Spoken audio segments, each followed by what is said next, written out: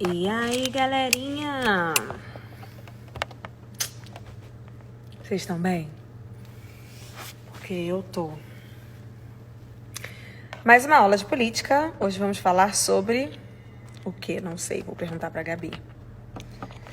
Deus, ajeita negócio. Pera.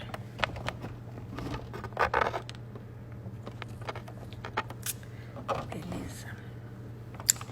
Bom, vamos ver se ela já tá aqui. Pimpa, que saudade! Vamos ver se ela já tá aqui. Deixa eu tirar essa maquiagem fake. Ih, nossa, bem que tava bonitinho, hein?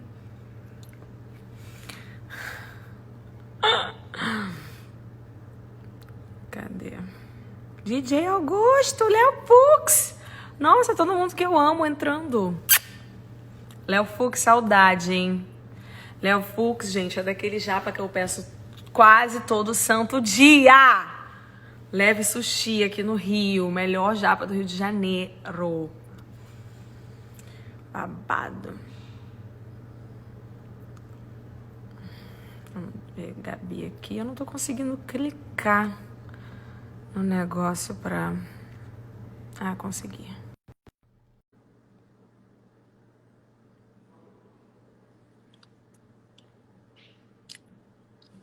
Oi, amiga! Tudo bom? Tô te ouvindo. Tudo mara, e você? Também, tô cansada. Esse Brasil, todo dia tem tipo 397 mil coisas acontecendo. Todo dia babado e todo dia Oh, você tem que falar. não, ontem era meu dia de folga. Falei, nossa, quinta-feira vai ser meu dia de folga, tranquilo, tal, não sei o quê. Quando eu acordei, eu cometi o erro de virar o celular, assim, sabe assim, ó. Deixa eu só ver se aconteceu alguma coisa. Ai, amiga. Oi, pera aí rapidinho. Oi. Não conheço. Não libera, não. O povo, como sempre, né? Vindo aqui em casa, um monte de gente vem aqui em casa do nada. O povo vem aqui em casa e tenta a sorte pra ver se vai conseguir entrar. Uma loucura, menina. É babado. Também não entendo esse fenômeno, mas isso acontece muito. O povo vem Bom, pelo tenta menos as entrar. pessoas te avisam, né? Antes de deixar entrar. Não, é o. Ah, É. antigamente não deixava, né? Não lembra aquela vez que veio. Entrou fulano aqui em casa? Babado. Nossa, olha o brilho É, da testa da pessoa. então, ontem eu lembrei muito de você pelo seguinte. É, teve a prisão, né, do Queiroz. Queiroz, sabe? Hoje eu nem sei do que a gente vai falar, você me diz o que é mais importante a gente falar agora. É, bom, teve a prisão, só tinha isso na televisão. E aí eu lembrei de uma das lives que a gente fez aqui, que você me falou que o povo faz um espetáculo, né, de uma investigação. E aí eu vendo a televisão, indo atrás, não sei o que, e helicópteros e não sei o que lá. E eu, meu Deus, caramba, que acontecimento, né? Um É. espetáculo, uma... E por uma... Como foi aqui? Como que se chama? É busca e apreensão? Foi Foi uma prisão? previsão preventiva. E aí, nossa, e carros atrás, e helicópteros. Mas Eu isso é falei, uma gente, coisa que a gente já faz muito tempo. Não é uma novidade. Não tá certo, mas não é uma novidade. ah, Entendeu? É uma coisa que já vem de muito tempo, assim. Essa espetacularização do processo penal, que a gente diz, assim, das investigações e tudo mais. A gente, então, deixa eu dar assim, pra gente ver o que a gente conversa. Eu posso conversar sobre as duas coisas. A gente tinha combinado de falar de ditadura. Podemos deixar a ditadura para depois, não tem problema. Tudo certo. E falar do Queiroz. Ou a gente fala de ditadura e, sei lá, as pessoas veem o que eu já falei de Queiroz, mas acho que deve estar todo mundo curioso também. O que você prefere? assim, eu tô curiosíssima porque eu só vi isso na internet e eu não entendi quem é o cara. Por que o cara foi preso e o deputado não? É deputado ele? Flávio? Senador agora. Ah, tá. Por que o senador foi preso e Não, ele não foi. o Ele cara. não foi. Então, eu não entendo nada. Então, explica aí. Então, vamos falar disso então e a gente fala de Então, explica a na ditadura verdade, quando tiver mais coisa para fazer, menos tá, coisa para falar no país. tá. Vou explicar alguns conceitos, então, antes, que a gente pode aplicar para qualquer caso. Vamos supor que eu e você estejamos sendo investigadas num inquérito, tá? Então, um inquérito policial, ele é instaurado para investigar pessoas. Você tem uma notícia de um crime e aí você vai ver, puxa vida, será que esse crime aconteceu? Quem será que praticou? Vamos ver o que aconteceu. Esse é o inquérito policial. No inquérito policial, quando você tiver as provas suficientes para que você diga, esse crime aconteceu, e eu tenho vários indícios me mostrando que foi praticado por essas pessoas, o Ministério Público vai fazer a denúncia, que é a peça que formaliza a acusação. Então, a partir deste momento da denúncia, quando a denúncia é recebida pelo Poder Judiciário, ela ser recebida significa que o Poder Judiciário está falando, tá, legal, beleza, vamos começar o processo. Aí você é oficialmente réu, tá? Então, no inquérito você é investigado, durante a ação penal você é réu. A regra no Brasil é que enquanto você está sendo investigado, você fique solto. E isso vale para todo mundo. Claro, vou botar umas super aspas aqui. Isso significa que o sistema funcione assim efetivamente? Não significa. Eu estou falando no plano do que deve ser, tá? Da regra. Então, quando você está sendo acusado, você fica solto. E isso porque na nossa Constituição Federal, a gente tem uma coisa que a gente chama de presunção de inocência. Ou seja, todo mundo é presumidamente inocente até que o órgão responsável pela acusação, que é o Ministério Público, consiga provar, acima da dúvida, que de fato existiu um crime e essa pessoa é culpada por ele. E hoje em dia ainda vigora no Brasil a posição, porque isso mudou um pouco no Supremo, de que ninguém pode ser considerado culpado e começar a cumprir a sua pena antes do trânsito em julgado. Ou seja, antes de você ser considerado responsável por um crime e não existir mais recurso possível para você. Porque quando o Poder Judiciário diz, é verdade, o Ministério Público tem razão, você é culpado e eu vou te condenar, você pode recorrer. Não concordo com você, você está errado, então eu vou apresentar um recurso. E aí isso vai subindo de instância. É por isso que no judiciário a gente fala que existem as instâncias. Mas beleza, então isso é depois que você tem a investigação, vai ter o processo, lá, lá, lá, lá, lá. E a regra é todo mundo ficar solto. Só que, para a investigação rolar direito, não pode ter ninguém atrapalhando a investigação, né?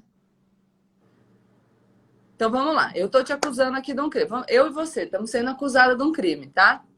Nesse caso, a gente está sendo acusado de desviar dinheiro público, pedindo para os nossos funcionários, que são assessores do nosso gabinete, a gente é deputado estadual, devolverem parte do salário, tá? Então eu falo, ô Maria, eu tenho aqui um salário para te dar, eu vou te pagar 12 mil reais, mas na verdade, e aí eu vou dizer que eu estou pagando 12 mil reais, então essa é a verba destinada para o pagamento do meu funcionário, eu não sei se é 12 mil reais, tá? E aí eu falo assim, mas Maria, você na verdade vai ganhar 6, porque você vai me devolver 6. Então a gente vai fazer uma mentirinha, tá? Beleza. A gente está sendo acusada de fazer isso. Eu e você, nós duas, igual. Acusadas. Vamos supor que eu tenha feito isso muito mais que você. Então eu tenha desviado uma quantidade de dinheiro muito maior, tá? Estou acusada de desviar 5 milhões e você 1 milhão. Beleza? Mas aí, no decorrer da investigação, eu tô na moral aqui, sem fazer nada. O Ministério Público me chama para ser ouvida, eu vou lá. E aí a polícia, enfim, tá ouvindo pessoas que podem testemunhar contra mim e eu tô sem fazer nada. Agora, você, por sua vez, tá ligando para testemunha, falando, ó, não vai falar nada pro Ministério Público não, hein? Se você falar, você vai se ver comigo. Tá ameaçando gente, tá pedindo para uma pessoa que tinha que ter assinado a folha de ponto ir lá assinar a folha de ponto. O que você tá fazendo? Você tá atrapalhando a investigação. Certo? Nestes casos em que a liberdade da pessoa significa um risco, um prejuízo, um problema, uma dificuldade para a investigação correr ou para o processo correr, se a gente estiver no processo, o Código de Processo Penal autoriza o que a gente chama de prisão preventiva. Então, a prisão preventiva, ela não tem nada a ver com se você é culpado ou não é culpado. ela tem a ver com você estar atrapalhando o andamento do inquérito ou da investigação ou do processo. Então, ela pode ser decretada em algumas hipóteses.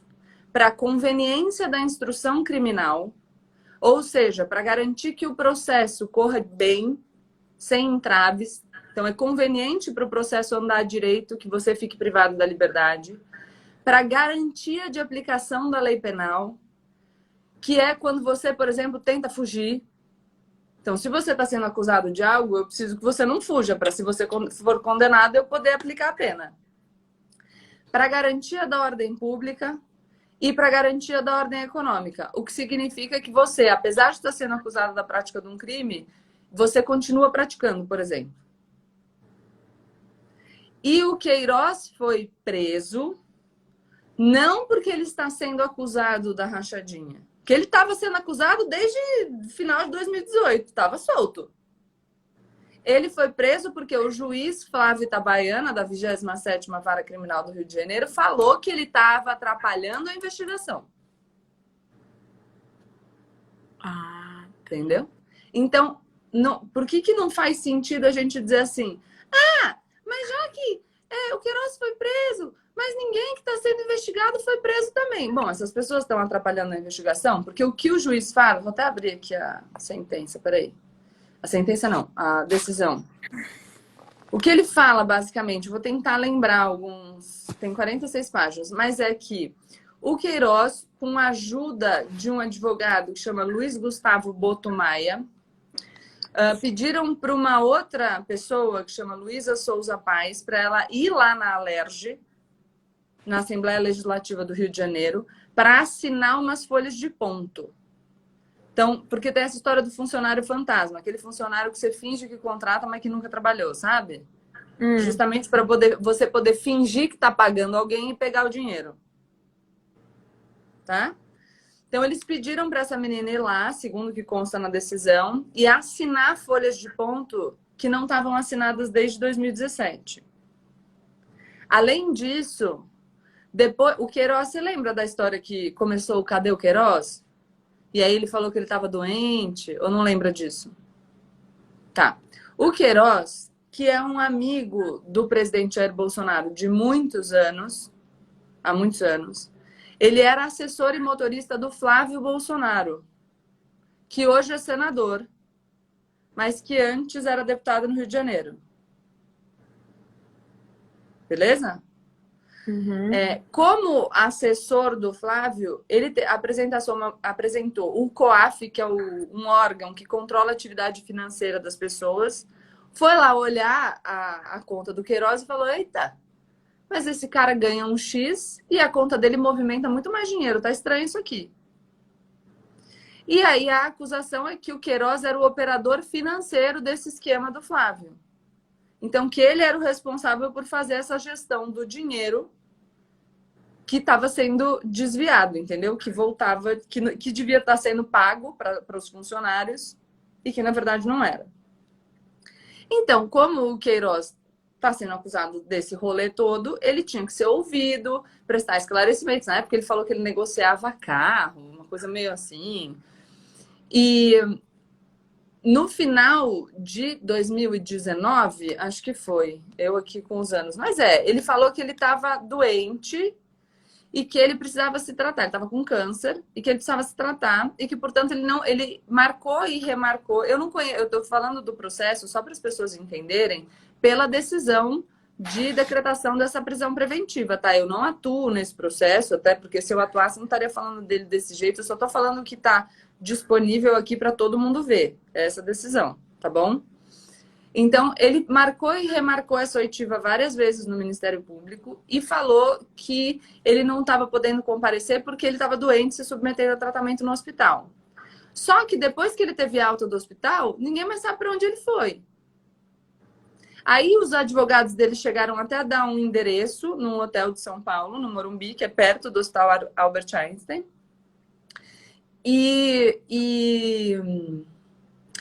O Ministério Público diz que foi lá, fez uma diligência no hotel, e o gerente do hotel falou, não, esse cara nunca se hospedou aqui.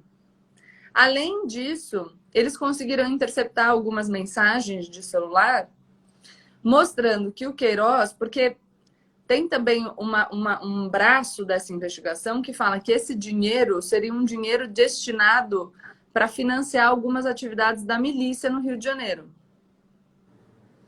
E aí o Queiroz, segundo essa decisão, manteve um poder de influência sobre os milicianos do Rio de Janeiro. Entendeu? Pelas mensagens. Tanto é assim que o juiz do Rio de Janeiro diz que ele não pode ir para o batalhão especial onde ficam presos, geralmente, os policiais militares. E determinou que ele fosse para Bangu. Então ele fala expressamente, deixa eu pegar aqui no final para te mostrar. Se eu der uma demorada, gente, é porque eu estou olhando aqui a decisão. Ó. Tan, tan, tan. Peraí. Porque senão ia estar cheio de amigo. Exato. Aqui, ó. Em razão dos documentos apreendidos na residência do investigado Fabrício Queiroz, indicando que o mesmo poderia ter tratamento privilegiado no batalhão especial prisional, deverá constar do mandado de prisão a determinação para que encaminhe o referido investigado para outra unidade prisional compatível com a sua segurança e o rigor da medida preventiva, preferencialmente no complexo de Jericinó, em Bangu, vedando em qualquer hipótese a sua custódia no batalhão especial prisional. E isso porque na decisão constam essas relações. Então, que ele ainda teria influência sobre as milícias no Rio e uma ligação com a família do Adriano da Nóbrega, que é acusado de ser o chefe do escritório do crime, enfim, um grupo de matadores, e que foi morto agora em Esplanada, na Bahia. O Adriano da Nóbrega, que também teve a esposa, a mãe e a esposa trabalharam no gabinete do Flávio Bolsonaro, e ele é acusado de pertencer, indicado como um dos chefes da milícia desse escritório do crime, que aliás tem ligação com o Rony Lessa, que foi preso pelo assassinato da Marielle Franco. E o Adriano da Nóbrega foi morto pela polícia nessa cidade, em Esplanada, na Bahia. E o Adriano da Nóbrega chegou, inclusive, a ser homenageado pelo Flávio Bolsonaro. Ele estava preso por uma acusação de homicídio, e aí ele foi homenageado. Enfim, ele disse que eu não sabia, que depois ele foi absolvido. Sempre tem uma... Mas essas são as conexões. E aí, eu estou falando que está aqui na sentença, na decisão. E aí, quando o Fabrício... Então, o que tem nessa decisão? Falando que o Fabrício Queiroz estava numa casa e que ele fala o tempo todo de uma pessoa identificada como anjo. E que esse anjo, essa pessoa, seria responsável por manter o Fabrício Queiroz nessa casa, escondido de todo mundo. Que essa pessoa chamada anjo tem notório poder. Eu quero achar exatamente a palavra. Deixa eu pegar aqui. Aqui. Então, eles tinham uma rotina de ocultação de paradeiro articulada por uma pessoa com notório poder de mando, de codinome Anjo. A notícia de que o Queiroz e se recebia dinheiro, ajuda financeira para se manter, porque ele, enfim, estava com uma movimentação restrita, e que esse anjo também restringia não só a movimentação do Queiroz, mas também a comunicação dele. Então, tinha controle sobre o que o Queiroz estava fazendo. E aí, por que a coisa ficou ainda mais putz? Todo mundo falou, caramba. Porque o Queiroz foi preso num sítio em Atibaia, e esse sítio em Atibaia é do advogado do Flávio Bolsonaro, que é muito próximo do presidente Jair Bolsonaro. A cara dela. Gente, mas não alugaram nem um quarto-sala. Então, e aí surgem várias perguntas, que é assim, por que correr o risco dessa associação? O que justificaria manter essa pessoa nesse sítio?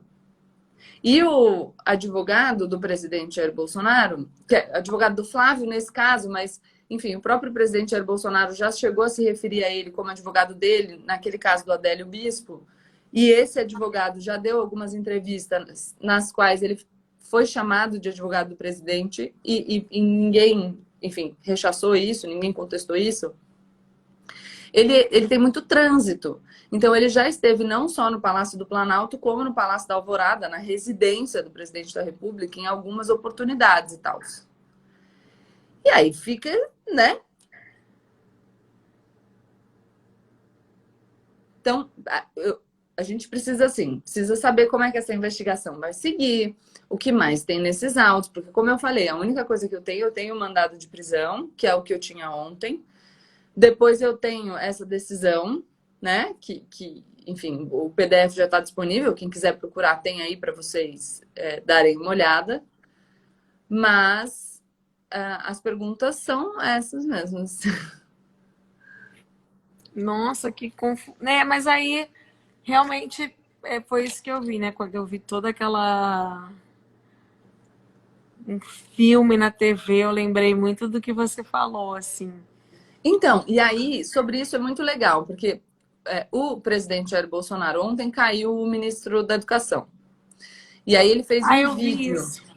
Ele fez um vídeo com o ministro da Educação, para o ministro da Educação dizer que estava saindo. E o presidente está nitidamente incomodado, afetado. Uma cara péssima. E Ai, aí, desculpa. saúde. Eu vi. Imagina. Ele nem quis dar o abraço. E aí, de noite, o presidente sempre faz as suas lives. Ele fez a live. Durante a tarde, a Karina Cufa, que é advogada do presidente Jair Bolsonaro, publicou uma nota dizendo que o Assef não é advogado do... Ah, e tem outra. Esse advogado, o Frederico Assef, sei lá, eu sou horrível de nome, gente. As pessoas podiam ter uns nomes tipo Souza, que aí não tem dúvida, entendeu? Vai. Eu não posso falar nada que o meu também não é dos mais simples. Beleza. Mas ele deu algumas entrevistas nas quais ele foi perguntado sobre o Queiroz e ele dizia que não sabia onde estava o Queiroz. E Eu o vi isso. Queiroz estava lá na casa dele, né? Pelo que consta. E aí o presidente Jair Bolsonaro fala, pareceu que estavam prendendo o maior bandido de todos os tempos, do Brasil, e foi uma prisão espetaculosa. Só que, vamos lembrar, e é isso que é importante a gente... Tá errado fazer espetáculo de prisão? Sim. Está errado. Com qualquer pessoa. Mas, como eu disse para você, a gente teve o processo penal transformado em espetáculo, não foi agora com a prisão do Queiroz. A Lava Jato foi um espetáculo constante. A gente cansou de ver esse tipo de espetacularização do processo penal. E o presidente Jair Bolsonaro foi eleito nesse caldo. E tanto ele parecia não se incomodar com isso, que ele chamou para ser ministro da Justiça e da Segurança Pública dele o juiz que era o juiz da Lava Jato. Então, ora, ou você acha que está errado, ou não, né? Não dá para você achar que está certo quando atinge alguém que você não gosta. Aí, quando vai te atingir ou atingir alguém que você gosta, daí você acha certo, né? Entendeu? Ou aí você acha Achei errado. errado. Sim. E Então, por que o ministro da Educação saiu? Qual foi a... porque ele era ruim. Ele era horroroso, né? Não, Não, mas isso não é tá em pauta. Eu quero dizer assim, por que ele pediu para sair, sei lá, o que Então, na verdade, não acho que ele... Lembra daquele vídeo da reunião ministerial, na qual ele fala dos vagabundos do STF que deviam estar presos? Isso teve consequências no STF. Então, o STF já estava pressionando pela saída dele. O Bolsonaro começa a se aproximar mais do centrão também. Então, você tem uma comunhão de forças e aí a permanência do Weintraub no cargo começa a se tornar pouco vantajosa para o presidente Bolsonaro. E aí ele acabou caindo, entendeu? Ele falou que vai lá para o Banco Mundial, mas ainda depende da aprovação dos outros países, não é uma coisa que ele possa decidir sozinho. E aí hoje ele deu uma entrevista, falou à CNN, parece dizendo que ele precisa sair do Brasil para evitar que ele seja preso. O STF essa semana determinou muitas medidas que atingiram apoiadores do presidente Jair Bolsonaro. E esses apoiadores mais extremistas do presidente Jair Bolsonaro, essa ala mais doidona, que aliás tem muito a ver com o que a gente ia falar, que é da ditadura, que é uma galera que fala de golpe militar, defende volta do AI-5 e blá blá blá. e atira fogos no Supremo e tudo mais, é um pessoal muito ligado às ideias do Olavo de Carvalho, que é um cara aí que, enfim, deu aula para um monte de gente que ficou pancada, e o bolsonarismo bebe muito dessa água do olavismo. E o Abraham Weintraub é um super exemplo disso.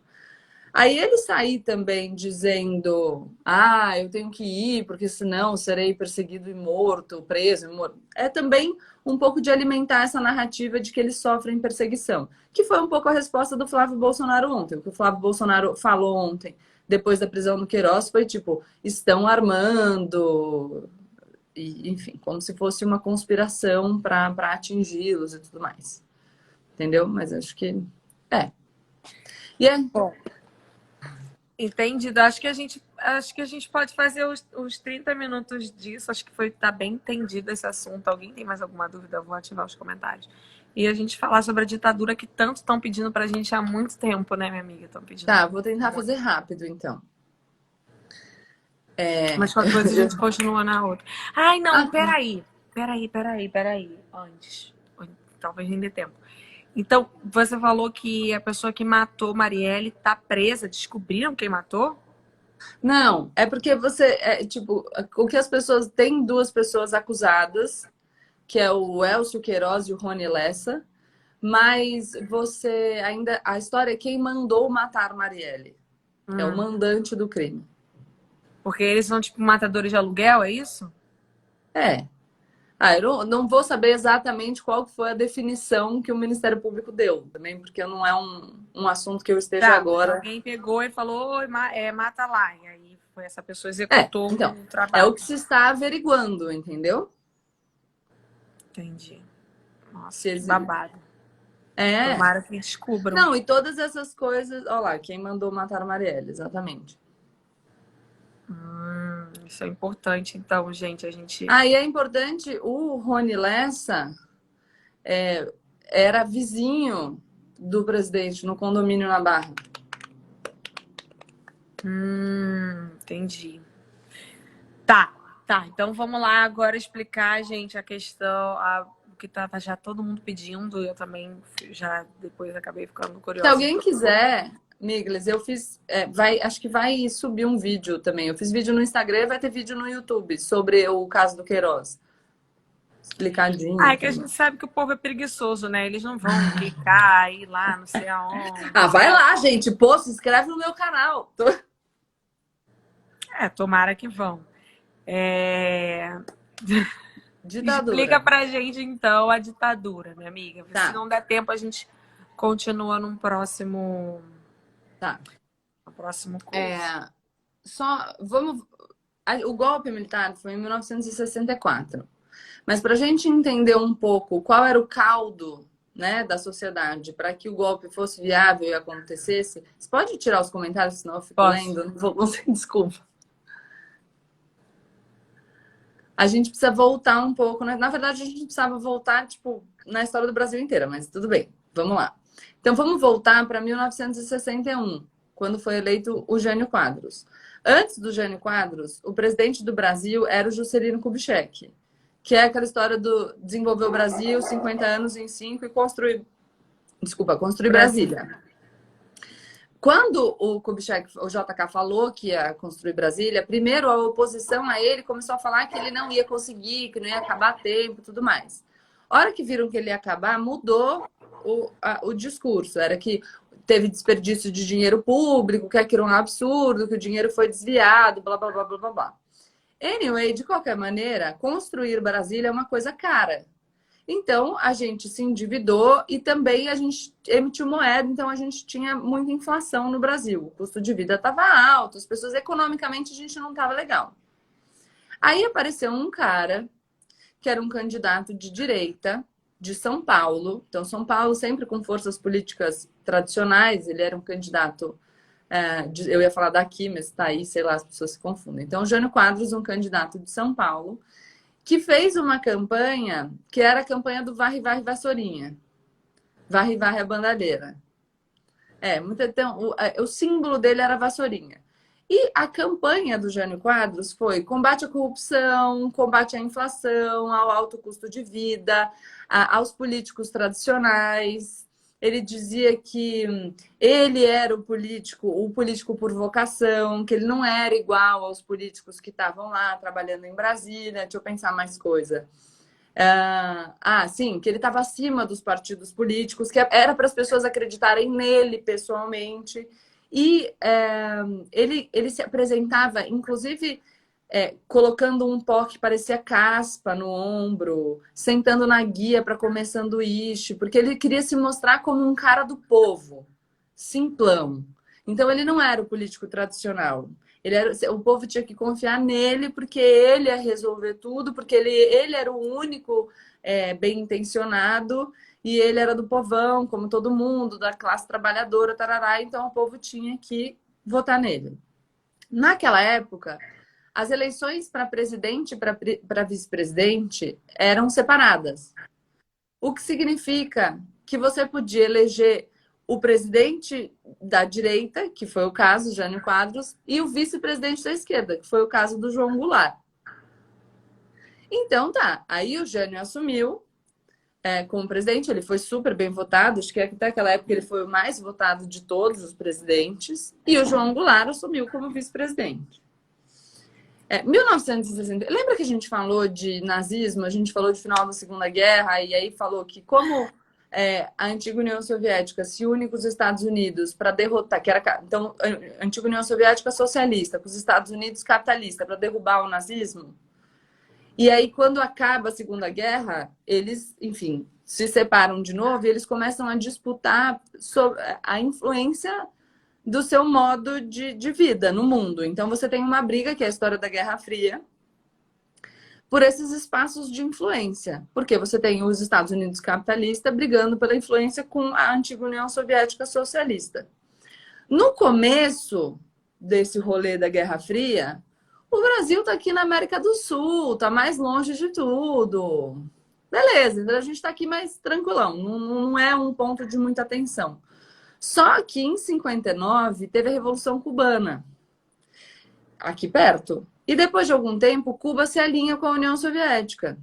Aí a América do Sul passou a ser um porque começou a gerar uma preocupação nesse contexto de Guerra Fria. E nesse contexto que você vai ter nas sociedades pessoas que se alinham mais àquilo que pregava a antiga União Soviética e outras pessoas que se alinham mais à visão capitalista dos Estados Unidos. Então, a sociedade já está se dividindo, certo? O Jânio Quadros, ele fica pouquíssimo tempo na presidência. Ele era um cara que não sabia muito negociar, assim. Eu fico falando aqui, as semelhanças eu não acho que são meras coincidências, mas o Jânio Quadros era um cara que não negociava com o Congresso, entendeu? Tipo, ele achava que ele estava acima do bem e do mal e todo mundo devia obedecer a ele e ele não devia conversar com ninguém e que se lasque todo mundo. E ele era um cara que, embora estivesse nesse contexto de maior preocupação com o cenário brasileiro e de contraposição dessas ideias do socialismo com o capitalismo, ele queria fazer uma política externa independente. O que significa que ele não queria se alinhar automaticamente a ninguém, nem a um lado nem a outro. Ele queria que a gente fizesse o que era melhor pra gente, ainda que alguém pudesse ficar meio puto. Ele renuncia em agosto de 1961, então ele assumiu no começo do ano, renunciou antes do fim do ano, logo depois do meio do ano. Todo mundo fala que o que, na verdade, ele tentou fazer foi fazer uma renúncia para as pessoas, para o Congresso não aceitar a renúncia dele e o povo ir para as ruas pedir ele de volta. Só que ninguém foi. Aí ele se lascou. E ele é o que fez uma carta falando que ninguém deixou ele governar, que forças terríveis não deixaram ele governar. O que, aliás, todo mundo faz um paralelo. No ano passado, o presidente Jair Bolsonaro chegou a publicar uma carta que foi escrita por um texto de autoria de outra pessoa, mas que falava disso, que as forças que não deixam governar e lá, sabe? Mas, enfim. O Jânio Quadros era tão difícil que ele chegou a brigar, inclusive, com a galera que apoiava ele. Brigou com todo mundo. Nesse momento em que o Jânio Quadros renuncia, E nesse caldo que a gente tá, de Guerra Fria, de pós-revolução cubana em 59, de maior preocupação com isso, tarará, o Jango, o João Goulart, que era o nosso vice-presidente, que deveria assumir, portanto, e que estava, desculpa, e que era de esquerda, estava numa missão diplomática na China comunista. Aí a galera que estava aqui no Brasil falou: ah, nós não vamos deixar ele voltar e assumir, não. Tá errado isso aí. E aí as Forças Armadas, que não queriam que ele assumisse, algumas pessoas achavam que ele tinha que assumir, outras pessoas acharam que ele não tinha que assumir, ficou aquele auê todo, e as pessoas discutindo e brigando. Então, em 61, só não aconteceu o golpe porque nem todo mundo estava disposto a... Entendeu? Ok, vai, pode acontecer.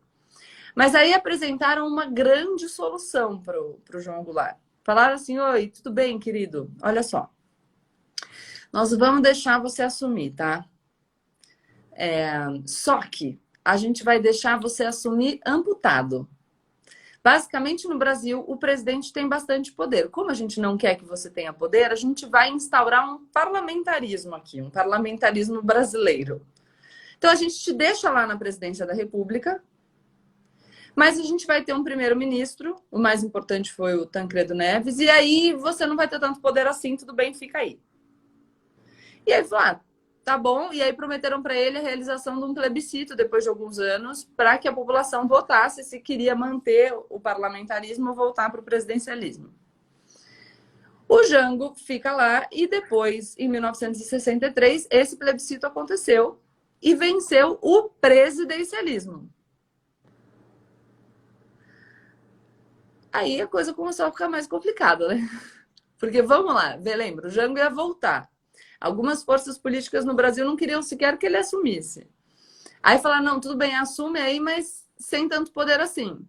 Aí, quando fazem o plebiscito, a população vota e restaura os poderes dele. Aí começou uma coisa de radicalização. Porque o Jango, que era mais de esquerda, e na época a gente já tinha muitas discussões sobre os nossos problemas estruturais. Assim, os problemas que a gente fala hoje, algumas reformas estruturais, sei lá, questões trabalhistas, reforma agrária, tudo isso não é uma coisa que surgiu agora. O problema da desigualdade já existia.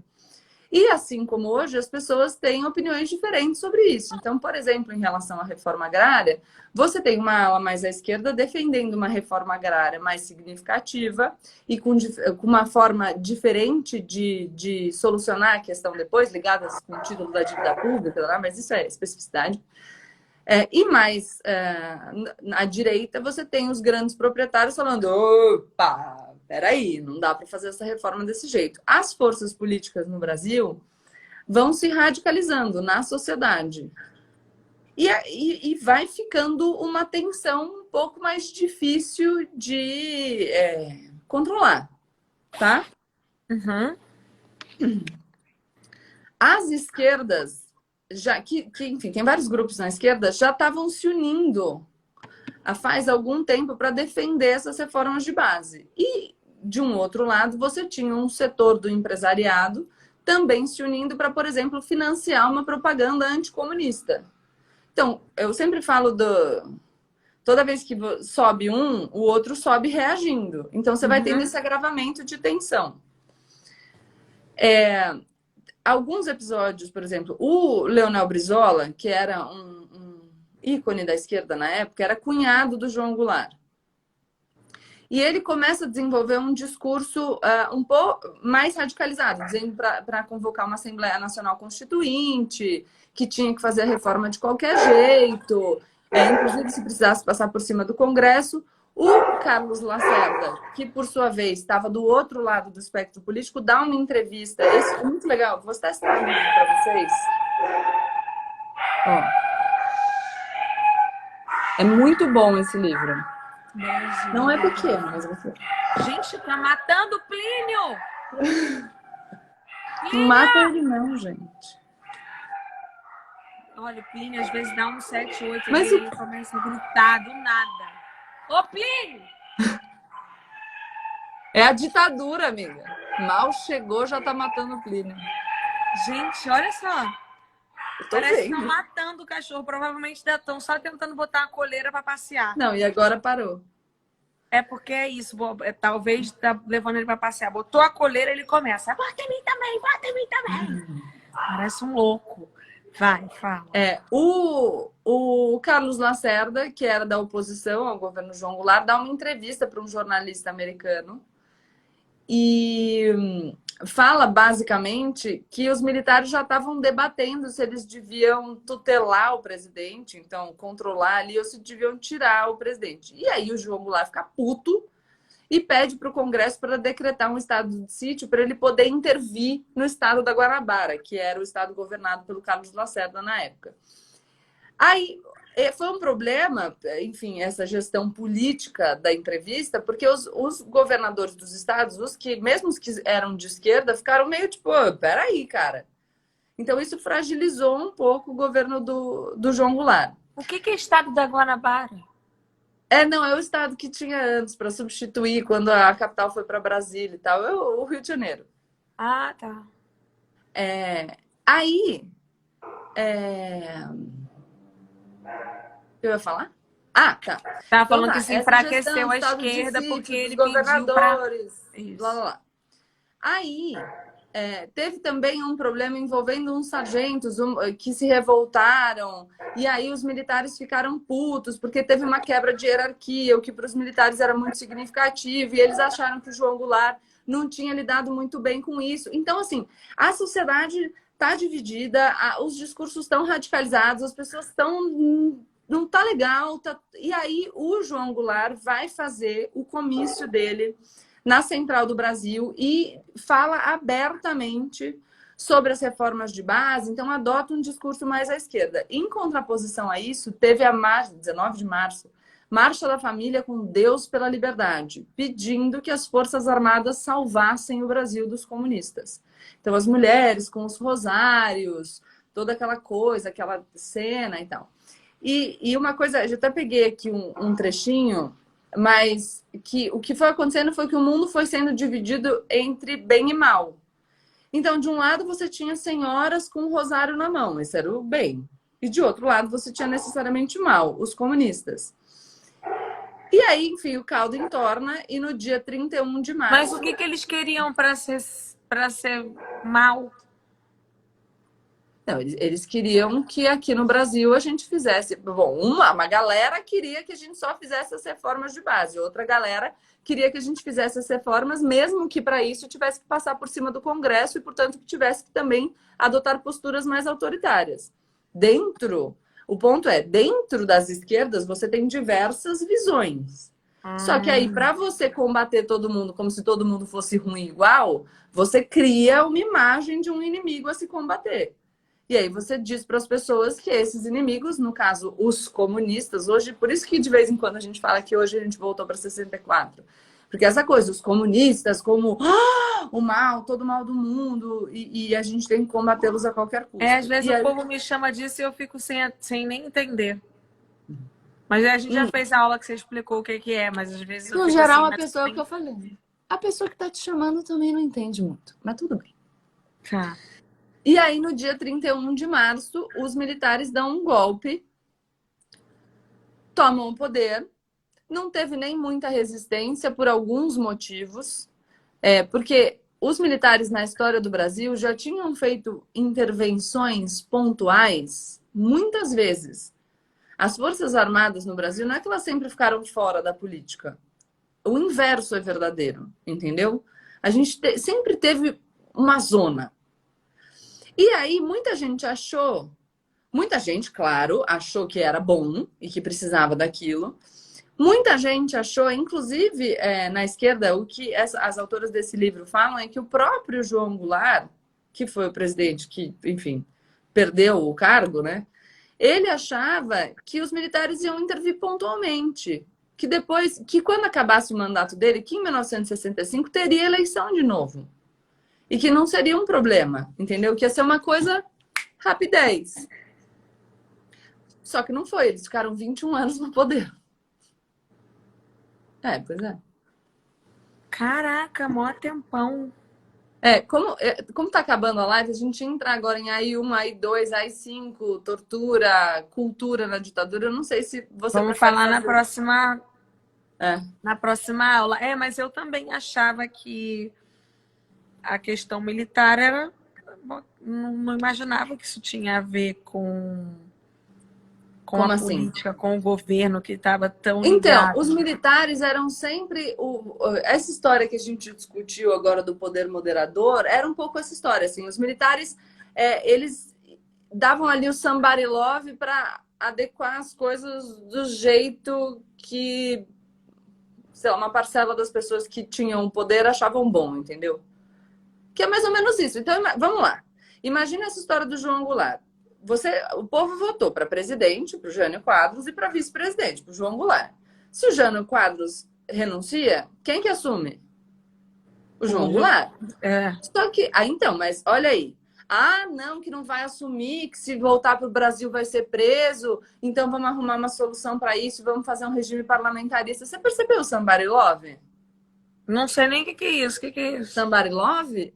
Dá um jeitinho. Não tem o cara da Ah, escolinha do professor Raimundo, não é isso? amiga, Será que eu tô usando Somebody Love errado? eu não sei nem o que é isso. Porra, mas isso é Tá cultura falando popular Somebody Love e brasileira. eu tô aqui, ó. Deixa eu ver o que era o Somebody Love. Somebody. Peraí. Eu não tô nem entendendo o que você tá falando. Aqui, o Somebody Love. Dicionário Maravilha, que beleza. Ou seja, estou usando absolutamente errado Somebody Love. O meu Somebody Love é dar um jeitinho, entendeu? Acomodar os interesses. Tá certo. Bom, tá certo. As pessoas estão falando tá. O Google diz que não. Então tá.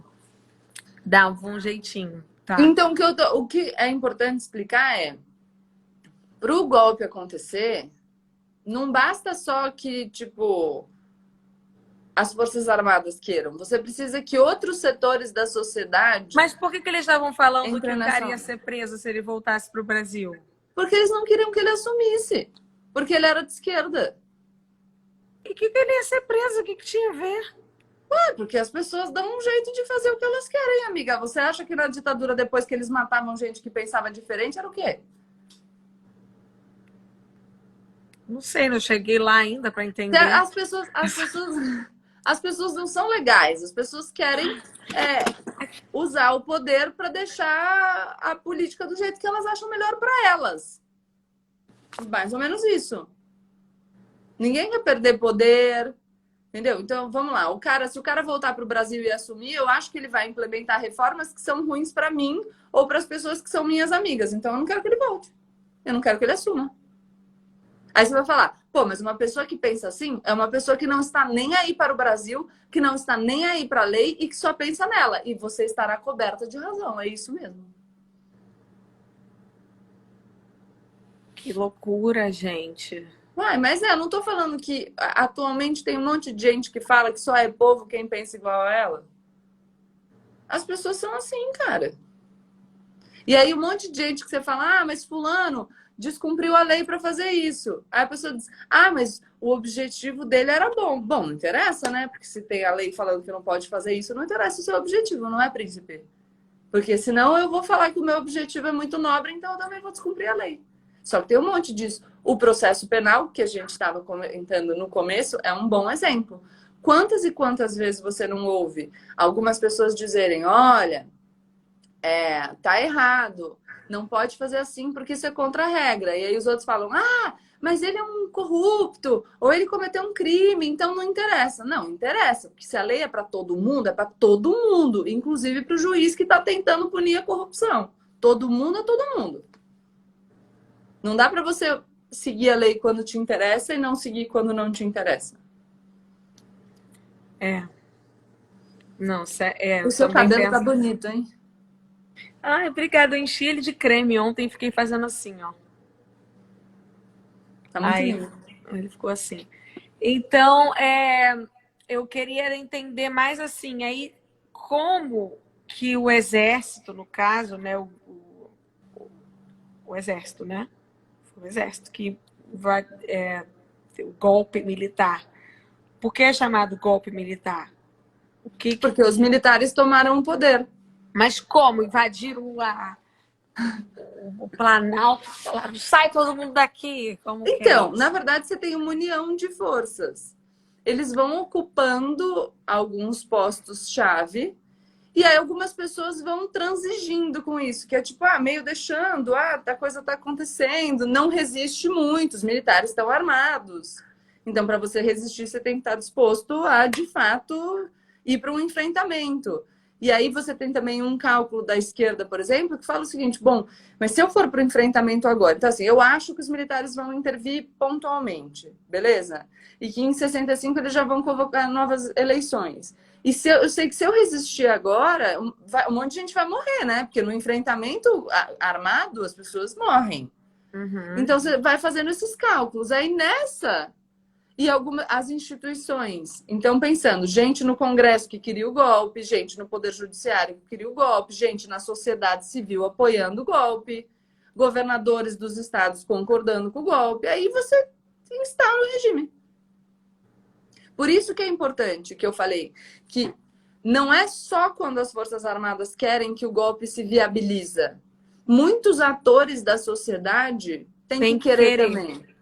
Por isso que é muito complicado a gente ter, dentro de um regime democrático, pessoas defendendo a volta para a ditadura.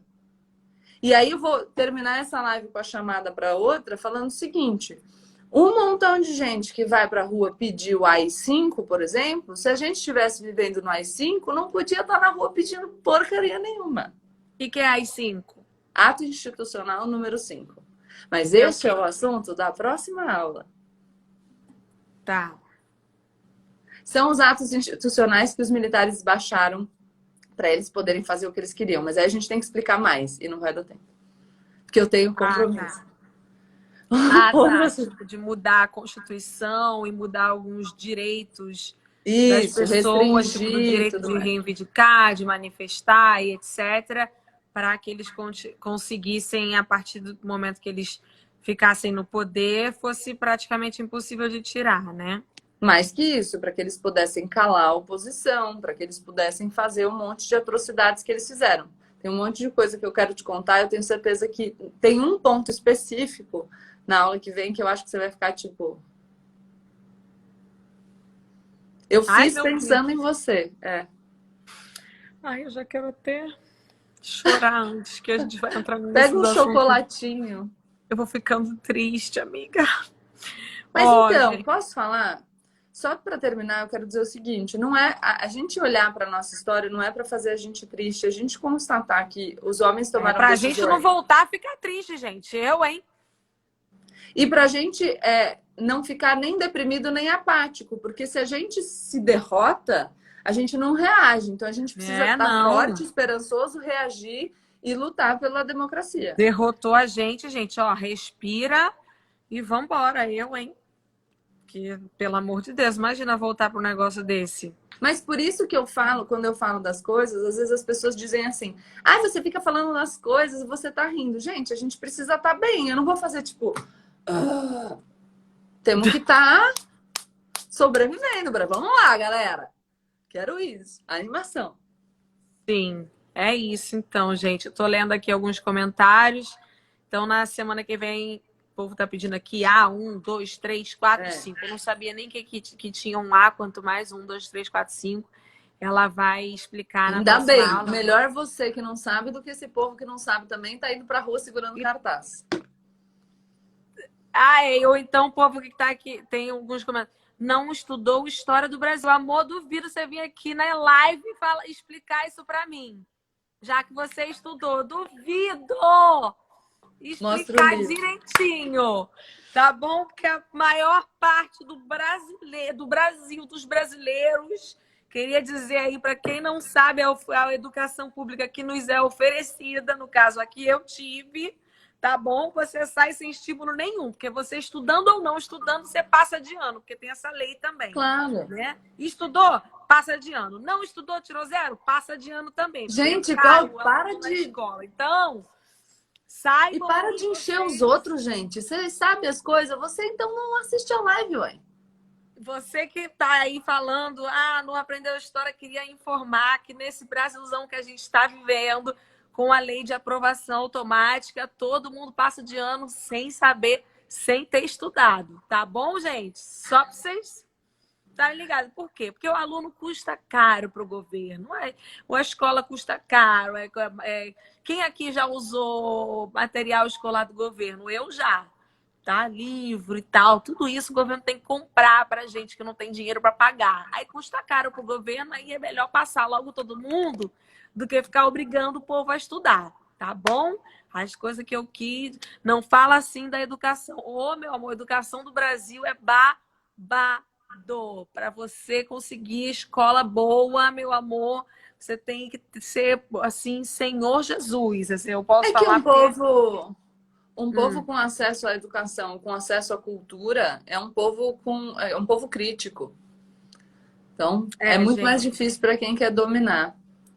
Galera, assim, eu quando eu falo aqui sobre educação e o incentivo público à educação, é porque, assim, eu passei na pele, né? Então, para eu conseguir, por exemplo, eu tive a minha escola de ensino fundamental, que era uma escola pública, era uma escola ok, mas a minha mãe teve que ficar num sol de meio-dia ali durante dias numa fila para conseguir uma vaga para mim e para o meu irmão. Em uma escola das sei lá quantas, uma era ok. Aí eu, para ir para uma outra escola de ensino médio, tive que passar num concurso público. Então, assim, tá? Só para vocês entenderem que Mas, a ó, mesmo educação no Brasil... eu estudei em escola particular, embora não seja uma super escola particular, e tem muita coisa que eu tenho que estudar, gente. Não é assim, é tão chato, é tão feio isso, você ficar as pessoas ridicularizando a dúvida do outro. É simples, se você já sabe, você não precisa assistir a aula, não precisa ler o livro, você não assiste e não lê o livro, deixa as pessoas que querem consumir a informação consumirem. Ninguém está obrigando, E não se estamos amarrando você... ninguém para ficar aqui olhando para a gente. Exatamente, gente. Se você quiser arrasar, arrasa, faz sua live, ensina aos outros, se vocês já sabem, tá bom? Porque na